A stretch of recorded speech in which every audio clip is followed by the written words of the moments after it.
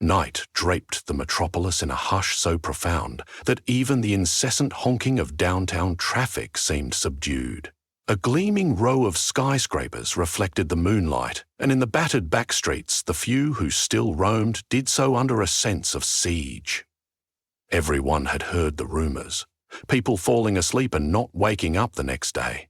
At first, doctors blamed a new strain of influenza or pneumonia, but soon it became apparent that something else was amiss. Unlike any disease the modern world had known, this ailment did not target the lungs or sap the patient's strength. It targeted consciousness itself. When it manifested, it didn't drag the victim into a solitary dream. It tied them together in a collective tapestry of nightmares and fantasies, weaving an intricate net of communal slumber around the city. The medical community, perched on the edge of confusion, groped for a label. Eventually, they dubbed it the somnim, drawing on the Latin term for sleep. Conversations passed in hushed whispers in hospital corridors, while citizens pored over news articles and social media updates. Yet nothing could truly prepare them for the wave of this mysterious pandemic that would soon surge across the city's surface. The earliest case Talia Winston encountered was a middle-aged accountant who collapsed at his desk one Tuesday afternoon. Talia, a paramedic with a wry sense of humour and a fierce dedication to her work, had navigated the ambulance through traffic-laden streets to reach him. She found the man breathing but unresponsive, slumped over spreadsheets as if the monotony of numbers had ensnared him in an unbreakable slumber. There was no sign of bodily trauma, no external cause. She checked his pulse and tested his pupils. Both responses seemed within normal parameters, yet his eyelids remained stubbornly shut. More disturbingly, as Talia leaned closer, she was certain she heard him murmuring a quiet conversation with someone. A voice carrying vivid emotion, though no other person was in the office. Within days, Talia saw further cases. An elderly woman in a park, a teenage boy in a fast food line, and even an on-duty policeman dozing at a security checkpoint, all displayed the same unimaginable pattern. A peaceful slumber that refused to lift, no matter how loudly or forcefully they were roused. Red flags soared in Talia's mind, but she had no inkling then that these scattered incidents were the flickers of a supernatural force poised to consume nearly every resident it touched. Over the following week, the city fell deeper under the curse of slumber. Hospitals struggled to accommodate the surge of patients, their beds occupied by individuals who slept with no signs of waking. Families gathered around unresponsive loved ones, desperate for any twitch of recognition.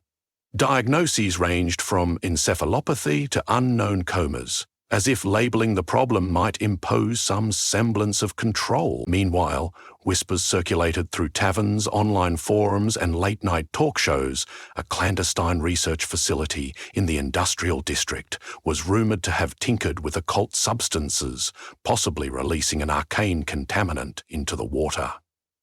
Others, more esoteric in their thinking, believed that centuries-old energies had been disturbed by the relentless push of urban development. Talia drove the ambulance back and forth across the city, witnessing firsthand how the boundary separating ordinary life from strange phenomena had begun to crumble. New stories emerged from those who occasionally stirred. They recounted a shared dreamscape that captivated all sleepers, an object of terrifying wonder where neon-lit corridors twisted in impossible geometry, where towers were etched from fragments of memory, and where primordial beasts roamed the outskirts of imagination. Each fresh testimony brought Talia one step closer to accepting a reality she could scarcely explain. Soon, her role as a paramedic intersected with the work of a research group led by Dr. Soren Hastings, a soft-spoken neurologist whose modest demeanour belied a blazing curiosity. Meeting in a cramped medical conference room, Talia and a handful of doctors examined troves of EEG data from somnum patients. They observed surges of electrical activity across different brains that appeared to synchronize, an eerie sign that confirmed a collective dimension to the disorder. Talia spent her evenings poring over admission forms, and one night she made a chilling discovery. A significant slice of early somnum patients had ventured into an aging church in the city's oldest district within days of falling ill. These were not casual visits or random coincidences. The church itself predated most of the surrounding buildings, and, according to local legend, a late medieval sect once performed clandestine rituals within its rotting walls. Although short on hard proof, Talia told Dr. Hastings and his team.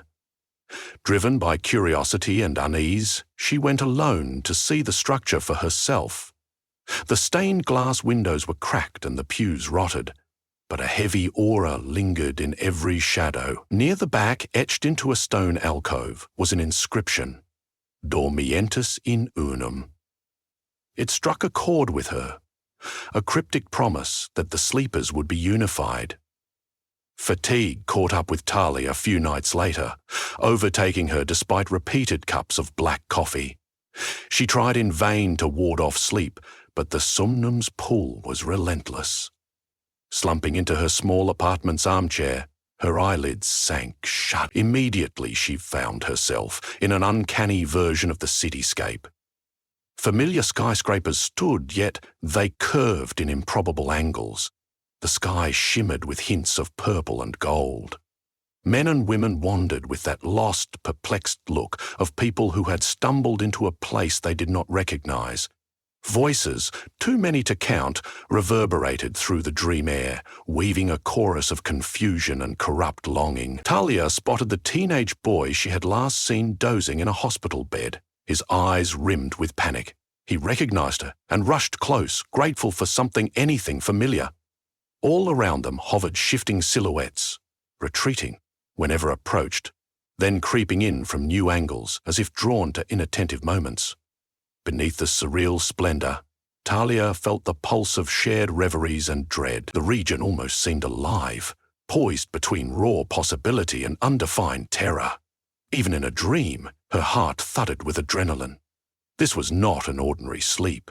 It was a realm shaped by communal hope, despair, and memory, and it felt horrifyingly real. Morning arrived, and Talia startled awake, cold sweat trickling down her spine. Regaining composure, she frantically dialed Dr. Hastings, determined to share every detail. Contrary to her expectations, he not only believed her, he was thrilled by her first-hand testimony. In hushed excitement, he explained theories about connected REM patterns, describing how the dream-bound city seemed to be forging neural bridges between every sleeping individual. If it's truly shared, he reasoned, we might penetrate it from within and disrupt the impulse. They devised an unorthodox experiment. Talia would willingly induce a somnum-like state in a controlled environment which would record her brainwaves. A specialized device would track real-time biofeedback, with the hope that Talia might influence the dream from the inside. A flood of apprehension swept through Talia, but she agreed. If she could glean the mechanism responsible for binding them, then the city might stand a chance. That evening, she lay on a hospital cot, fitted with a headset bristling with sensors. Under sedation, she sank quickly into the thick velvet of slumber, drifting once more into the sprawling city of neon illusions and intangible secrets. Dr. Hastings monitored from an adjoining room, scanning lines of spiking data on digital charts. In the dream, Talia located a plaza where scores of sleepers had congregated. The space converged toward a mesmerizing column of violet sparks that spiraled high into the sky, but offered heat like a furnace, setting the air tingling against her skin. Closer inspection revealed luminous threads radiating from the column's heart, each connecting to a dreamer in the plaza. Some threads throbbed with vibrant light, while others grew feeble, their glow flickering as though drained by something sinister. A swirl of chaotic shapes prowled the fringes beyond, half-formed beasts that tasted the air for fear. The further Talia ventured, the more she sensed the raw potential in this collective subconscious. Emotions manifested in architecture. Entire buildings would melt or reform at the slightest shift in the dreamer's moods. She hovered her hand near one of the radiant threads, and a torrent of disjointed memories flooded her mind. Someone else's first love, someone else's grief. It was intense, shocking, but strangely radiant, too. She felt it all, the heartbreak, the longing, the fragile hope, and as she stood transfixed, the cryptic shapes at the border hissed and twitched, inching closer to the column of light, their malevolence palpable. A guttural voice rumbled through the dream, neither entirely external nor wholly within Talia's thoughts. It spoke archaic words that conjured images of that dilapidated church, echoing the engraved Dormientes in unum. The voice spoke of a promise sealed long ago, a promise upon which the city's prosperity was built. Hidden beneath the church's foundations, it said, lay an artifact of unknown origin. In decades past, the artifact had shielded the city from epidemics and misfortune in exchange for reverence and ritual. Untended and forgotten, its power grew twisted, now manifesting as the somnum that devoured the minds of those it once protected. Talia sensed, rather than saw, the artifact's reflection in the dream. With a daring step forward, she parted a portion of the violet column, revealing a massive door inscribed with runes. The door hovered within the city's unreal geometry, as worn and ancient as any tomb. Without knowing exactly how, Talia understood this was the fulcrum of the affliction, the heart and soul of the shared dream. These revelations crackled through her, simultaneously enlightening and terrifying. Then she heard the first shriek of the monsters circling behind her, drawn to the impetus of her discovery. Summoning what she could remember of Dr. Hastings's instructions, Talia mustered a spark of courage. She conjured an image of radiant light, a protective aura she believed she could wield in this mutable realm. Against all reason, it worked. A sphere of brilliance coalesced around her, repelling the nightmarish entities. Some retreated, hissing like cornered snakes, while others clung to the edges of her vision. Talia felt their presence as an oppressive weight on her chest, attempting to smother her willpower. On trembling legs, she pushed closer to the rune-engraved door, placing both hands upon its pitted surface. She could feel currents of immeasurable potency humming within its locked interior. At first, the door refused to budge, as though anchored by centuries of silent resentment.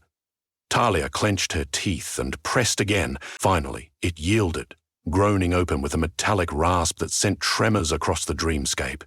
In a split second, golden light rushed out, flooding the plaza. The monstrous shadows screamed, dissolving into ashen fragments. A wave of warmth radiated outward. Attached to that warmth was a flash of unity, like the entire city's spirit resounded with one final note of harmony. A chord that shattered the resonant nightmare. Talia felt her consciousness waver, teetering between the dream and reality as the surge of bright energy swallowed her vision. The city stirred at dawn as though from the longest night in history. Apartment windows lit up in hesitant flickers. Roads that had been empty throbbed to life with the rumble of cars. It was as if a great invisible hand had lifted a suffocating blanket. In hospital rooms across the city, monitors chimed in exultation, while sleepers slowly opened their eyes, awash in confusion and relief. Talia jolted awake in the observation unit, heart galloping in her chest. The tangle of electrode wires around her rustled as she sat up. Dr. Hastings rushed to her side, eyes brimming with a joy he scarcely concealed. "The readings were monumental," he said, his voice unsteady. The dreamwave synchronization peaked, then collapsed and stabilized.